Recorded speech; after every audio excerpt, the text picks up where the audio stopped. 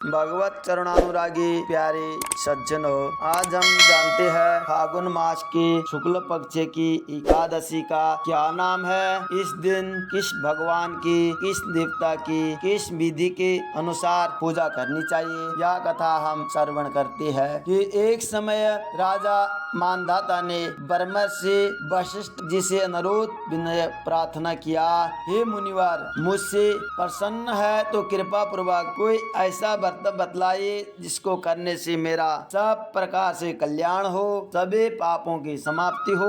तो इस प्रकार जब मानधाता राजा ने प्रश्न किया, वशिष्ठ कहते हैं, हे राजन, सभी उत्तम है, यद्यपि इनमें सर्वोत्तम आमले की एकादशी का व्रत है, जो फागुन मास के शुक्ल पक्ष की एकादशी है, उसका नाम आमले की एकादशी है। और इस दिन भगवान नारायण की पूजा आजा करनी चाहिए। और इस व्रत को करने से, इस प्रकार व्रत करने से सभी पाप समाप्त हो जाते हैं। इस व्रत को करने से 1000 गौ के दान करने से जो पुण्य प्राप्त होता है, और इस एकादशी व्रत पूजा विधि से करने से उससे भी अधिक पुण्य प्राप्त होता है। ध्यान पूर्वक सुनिए। वैदिक नामक एक नगर था, वहाँ पर चारों वर्णों के लोग निवास करते थे। ब्राह्मण, क्षत्रिय, वैश्य और शूद्र, चारों वर्ण के परिवार बड़े आनंद पूर्वक रहा करते थे। वहाँ पर सदैव प्रति क्षण प्रति पल वेद ध्वनि गुंजा करती थी। वेदों के पवित्र वाणी सुनने को मिलती थी। और उस नगर में पापी, दुष्ट और दुराचारी, नास्तिक कोई भी नहीं रहता था। उस नगर में चैत्ररथ नाम का एक चंद्रवंशी राजा राज्य करता था। वह नगरवासी भगवान विष्णु के अनन्य भक्त थे। सारे नगर के लोग व्यक्ति भगवान के बड़े रसिक थे, भगवान के बड़े भक्ति में तल्लीन रहते थे और सभी नियम पूर्वक एकादशियों का व्रत किया करते थे। प्रत्येक वर्ष के समान फागुन मास के शुक्ल पक्ष की आमले की एकादशी आए, उस दिन राजा, प्रजा तथा बालक, वृद्ध सब ने हर्ष पूर्वक आनंद के साथ व्रत किया और दुराचारी, नास्तिक कोई भी नहीं रहता था। उस नगर में चैत्ररथ नाम का एक चंद्रवंशी राजा राज्य करता था।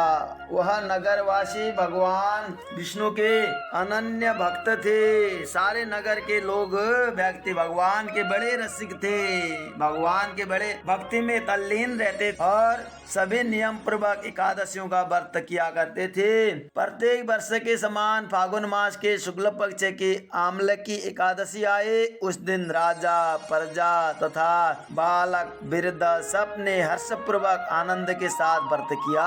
राजा अपनी प्रजा को साथ लेकर के मंदिर में गया। वहाँ पर सुंदर मंडप बनवाकर कलश की स्थापना कराई, बड़े धूमधाम से पूजा की। भगवान नारायण की धूप, दीप, नैवेद्य, इस प्रकार भगवान की पूजा करने के बाद धात्री आंवले का भी पूजन कर किया। स्तुति करने लगे, हे धात्री, आप ब्रह्मा जी द्वारा उत्पन्न हुई हो और समस्त पापों का नाश करने वाली हो, अतः आपको मैं नमस्कार, प्रणाम, वंदन करता हूँ और आप मेरा अर्घ्य स्वीकार करो और जो मैंने पूजा किया इसको स्वीकार करो। मैं आपसे प्रार्थना करता हूँ कि आप मेरे समस्त पापों को समाप्त करोगे, नष्ट करोगे। तो मंदिर में सबने इसी प्रकार बड़े धूमधाम से पूजा अर्चन किया और रात्रि को जागरण भी किया। रात को बिल्कुल सोए नहीं, वहाँ पर बड़े आनंद के साथ रात को सत्संग कर रहे थे। इतने में एक वहाँ पर बहलिया आया, जो अत्यंत पापी, दुष्ट, दुराचारी था। वह अपने कुटुंबों का, अपने परिवारों का पालन जीव हिंसा से किया करता था कि जीव को हिंसा करके अपने परिवार का पालन पोषण करता था। उस दिन उससे कोई शिकार नहीं मिला था, अतः निराहार रहना पड़ा। भूख तथा प्यास से अत्यंत व्याकुल होकर वह बहेलिया मंदिर के एक जगह पे आकर बैठ गया और विष्णु भगवान तथा एकादशी महात्मा की कथा सुनने लगा। इस प्रकार अन्य मनुष्यों की भांति उसने भी सारी रात जाकर बिता दी। प्रातःकाल घर आकर उसने भोजन किया। उस समय बाद उस बहलिया की मृत्यु हुई। आमला की एकादशी का व्रत का जागरण करने के कारण अगले जन्म में उसे बहलिया ने राजा विदुरथ के घर जन्म लिया। उसका नाम वसुरथ रखा गया। युवा होने पर चतुरांगिणी सेना तथा धन धान्य से युक्त होकर 10,000 गांवों का पालन करने लगा। वह तेज सूर्य के समान, कांति में चंद्रमा के समान, वीरता में भगवान विष्णु के समान और क्षमा में पृथ्वी के समान था। वह अत्यंत धार्मिक, सत्यवादी, कर्मवीर एवं भगवान नारायण का, विष्णु का बड़ा भक्त था। प्रजा का समान भाव से पालन, यज्ञ तथा दान देना और उसके नित्य का काम प्रत्येक दिन के काम था। एक दिन राजा वसुरथ जंगल में भ्रमण करने गए और भ्रमण करते करते वह मार्ग भूल गई और रात्रि हो गई। अब उन्होंने जंगल में एक पेड़ के छांव में बैठे और वहीं पर थके होने के कारण लेट गए। थोड़ी देर बाद पहाड़ में तो जंगलों में तो म्लेच्छा अनेक प्रकार के जीव रहते हैं, वहां आए और राजा को अकेला देखकर मारो मारो कहने लगे। आवाज लगाते हुए वसुरथ की ओर दौड़े और म्लेच्छ कहने लगे कि इस दुष्ट राजा ने हमारे माता पिता पुत्र और आदि अनेक संबंधियों को मारा है तथा देश से निकाल दिया है, अतएव इसको अवश्य मारना चाहिए। ऐसा कहकर वह म्लेच्छ अस्त्रों का प्रहार करने लगे। अनेक अस्त्र शस्त्र राजा के शरीर पर गिरते ही नष्ट हो जाते थे और उनका बार पुष्पों के समान प्रतीत होता था। ये राजा के ऊपर ये म्लेच्छ अस्त्र शस्त्र मारते थे, परंतु राजा को तो ऐसा आभास हो रहा था कि कोई हमारे ऊपर पुष्पों की वर्षा कर रहा है, क्योंकि जब भगवान की कृपा होती है तो उसे कोई भी कुछ नहीं कर सकता है। कि जैसे कहा है, जाको राके साइया मार सके न कोई, बालन बांका कर सके जो जग बैरी हो। जब प्रभु की, ईश्वर की, परमात्मा की कृपा दया होती है तब तो किसी की कुछ करने पर भी कुछ नहीं हो सकता है। तो इस प्रकार अब म्लेच्छों के अस्त्र शस्त्र उल्टा उनके ऊपर ही प्रहार करने लगे, जिससे वह घायल होने लगे। इसी समय राजा को भी मूर्छा आ गई।